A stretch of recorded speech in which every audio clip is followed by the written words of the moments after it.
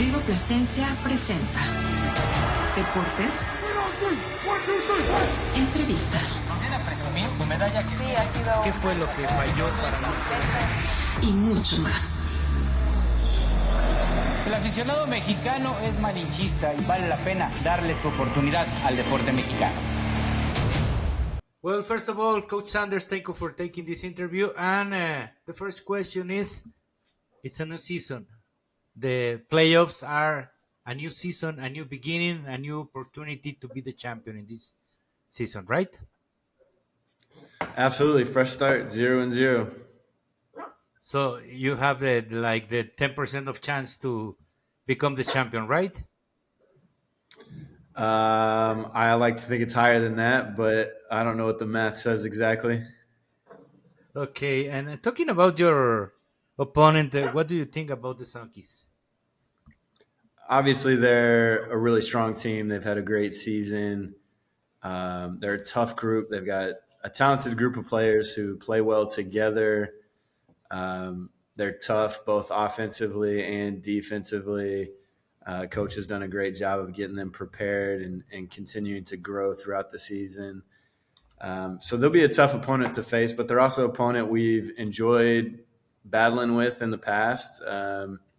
Unfortunately, we only beat them one time this year, but we competed down to the wire in a couple of those other games. So we're looking forward to going up against them. They're a great test for us. And, ultimately when it comes down to the playoffs, you eventually got to beat the best teams in order to advance. So I'm happy to take on the number 2 seed right off the bat. And you split the last time you faced each other, right? Yes, we won the first game in an overtime game, and then unfortunately dropped the next night. I believe you watched that tape, and so what made you win that game, right? Just being aggressive. Our guys came locked in, focused on the game plan and what needed to be done.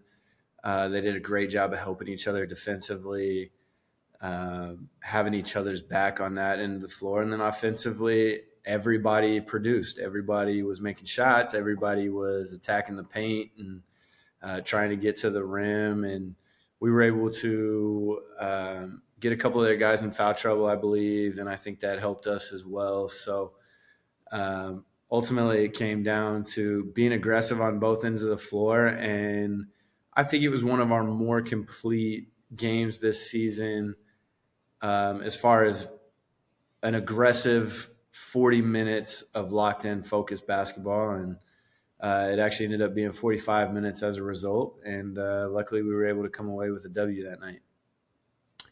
You have faces that Mexican fans saw in the G League, like Iverson Molinar and some others, but your team is very complete in the outside throws. You score a lot of points outside the 3-point zone. Is your philosophy, or is because your players? It's in large part due to my philosophy. I have a background in the G League as well.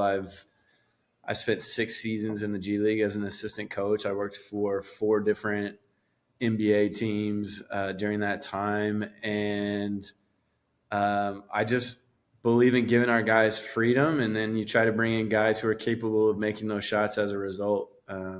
I like to give everybody the green light. I don't want our guys thinking, is this a good shot or bad shot during the game so much.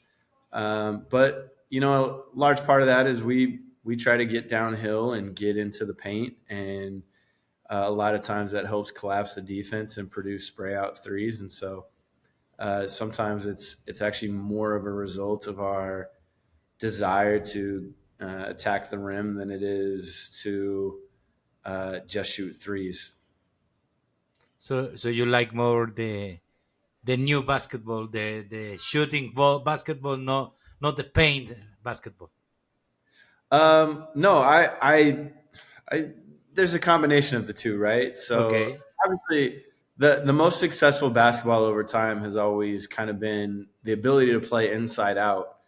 I'd say we are less traditional on the inside out aspect of things, in that we don't throw it into the post a lot. We're not going to throw it in there and try and bang around with another big man or that type of thing. I don't really love to slow it down and throw it in there. But it is very important for us to get it inside the defense. We want to attack gaps. We want to get paint touches. We want to attack the rim at all costs. So it's very much a point of emphasis for us. But we just go about it a little differently. We like to play with space and pace, and rather than slow it down and grind it out. But when it comes down to it in the fourth quarter, we're going to try and switch it up a little bit, and we'll eventually get to our sets and slow it down a little bit and control some possessions. But yeah, I think maybe I do have a more modern basketball approach, but I try to be mindful that FIBA requires a bit of the traditional approach as well. Actually, CIBACOPA, it's a league with rhythm, right? The pace is very important in CIBACOPA because you don't have many rest between games. Very much so. It's again, coming from the G League and working around NBA teams, I'm used to a lot of games in a season. I'm not used to so many games consecutively like we have in CIBACOPA. On one hand, it's a lot of fun. I like the game action more than I enjoy practicing. But, like every other coach, you want to practice, you want to get better, you want to improve, you want to get in the gym and make sure you're spending time with your guys, working on the areas that you need to get better. So what I enjoy about playing a bunch of games consecutively, 4 games in 5 days most weeks. We do definitely miss sometimes in regards to practice time. It's a league that comes at you fast, and if you're not ready for it, it'll hit you right in the face. And it makes it hard for the coaches because injuries, because sometimes you lose players for any reason, and you have to fix. It's like change your tire with the car running, right? That's a great analogy. I might start using that one when I talk to my friends from other leagues. It's very much it comes at you so fast, you don't have time to stop and think and evaluate too quickly. We had some injuries a couple of times this season where we lost our point guard to an illness, and we tried to replace him, and next thing you know, 4 games have gone by, and you don't have time to stop and wait. It's got to be a next man up mentality and hope the next guy steps in ready to go. And luckily, I think our bench has done a good job this year of staying prepared, staying ready, locked in, knowing how we like to play, so that when we have to, then the next guy steps up and contributes. And I know I can count on everybody on our bench playing their hardest and giving their best effort. So you do what you can when you can, and hopefully you have all your guys disposable as much as possible. And luckily we're coming into the playoffs healthy, and hopefully that's to our benefit. Are you amazed with the fan base in Mexico of basketball? It doesn't surprise me. I have always thought of the Mexican fan base as a passionate people.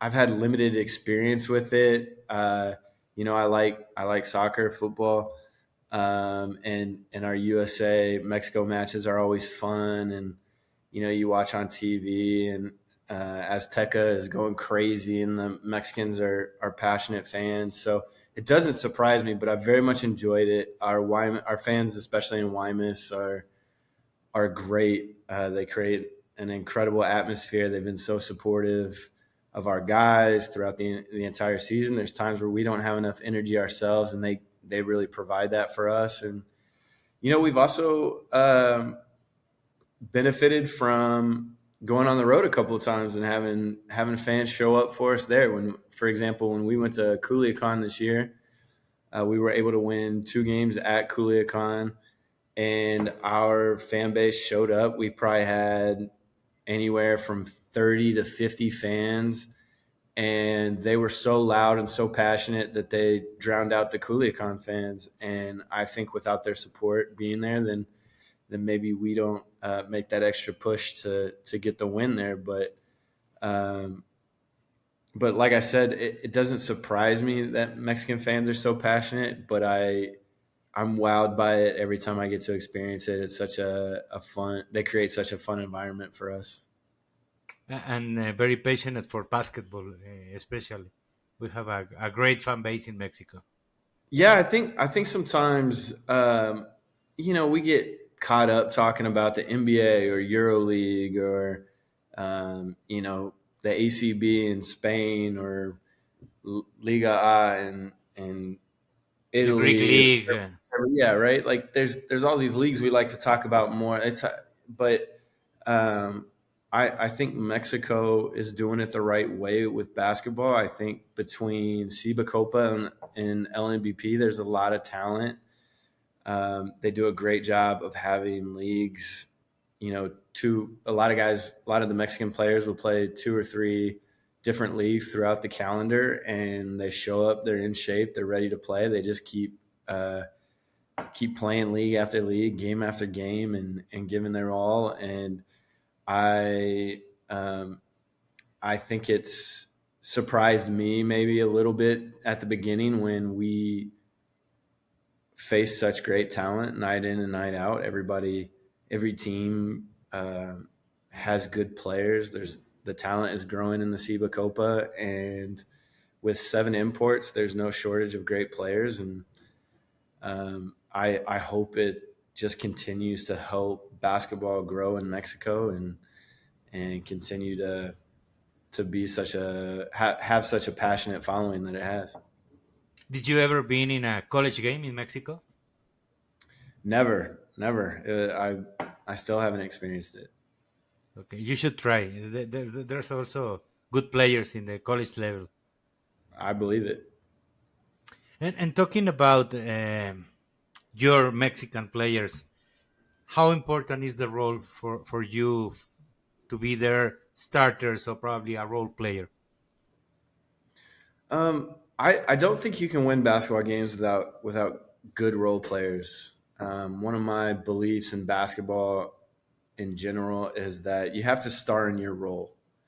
Not everybody can be the captain of the ship. Not everybody can be the star of the show. You need everybody to play their role and embrace their role and be the best at it that they can be. For us, Brian Rivera is the Mexican that's probably played the most minutes for us. And he's a great example of a great role player. He stays ready all the time. Some games he plays a lot of minutes. Some games he plays less.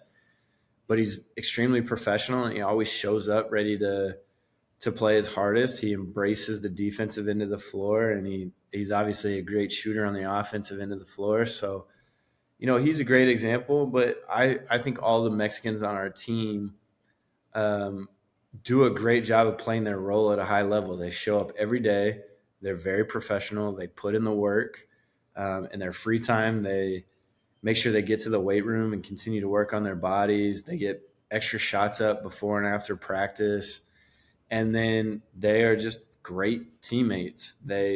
Even the guys who aren't playing much, they get excited on the bench. They cheer on their teammates. They always try to bring our energy level up. And I couldn't be here doing this without them. And I don't think we win any games this year without their help. They're just so supportive in every way. And if we're going to win, it's going to be because they're there and they have our back and they play their role extremely well.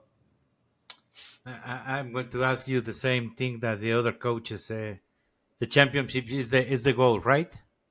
Always. No less than that. No less than that. Obviously, we're going to start by focusing on game 1. Game 1 is the goal right now. game 2 will be after that, right?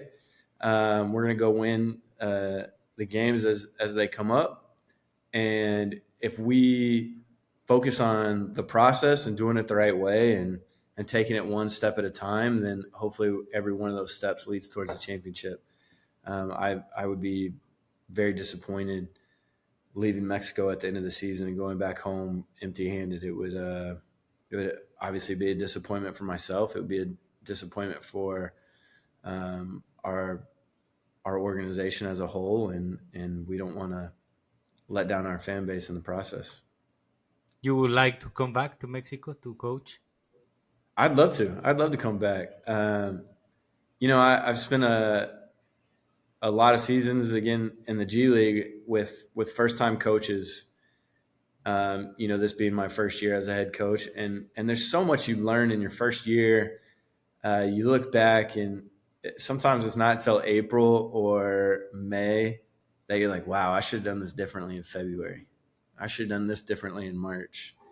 And I look forward to the opportunity to apply a lot of the lessons that I've learned in my first year, both my first year as a head coach and my first year in the CIBACOPA. But I also have enjoyed my time here in Guaymas. I enjoy the organization that I work for and the people I work with.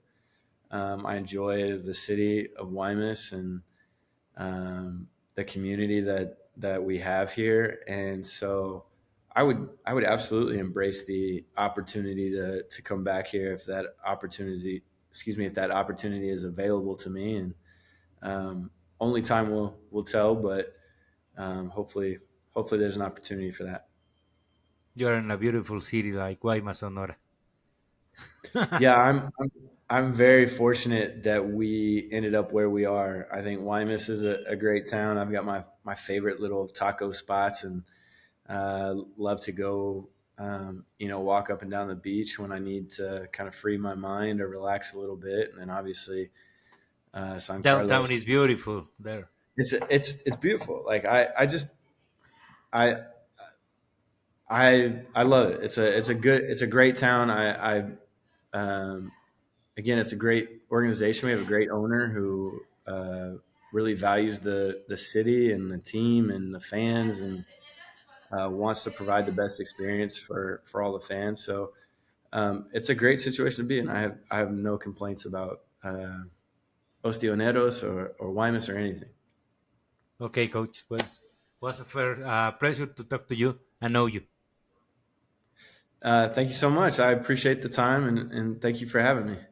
I hope it's not the last time we talk. Igualmente. Gracias por acompañarnos. Nos escuchamos pronto. Rigo Plasencia en todas las redes sociales.